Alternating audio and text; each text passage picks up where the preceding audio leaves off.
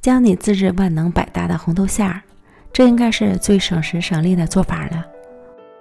不用守着炒锅翻拌得满头大汗，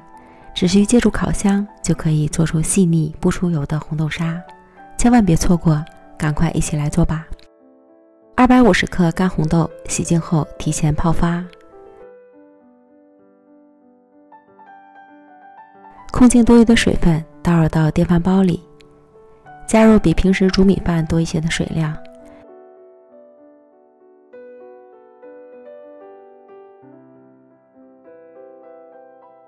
选择煮饭键将红豆煮至软烂，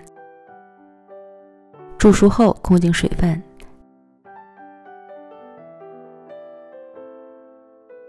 倒入到破壁机里，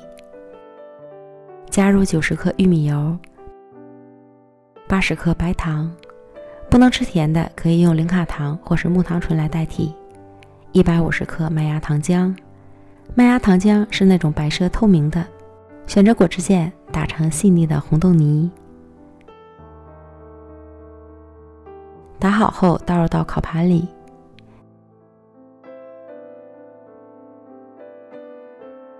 摊均匀，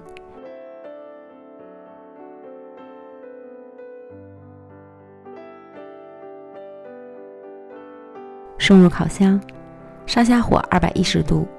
如果烤箱有热风功能，可以打开，中途每8到10分钟左右取出来，这时表面会有一些风干，没关系，给它翻拌均匀就可以了。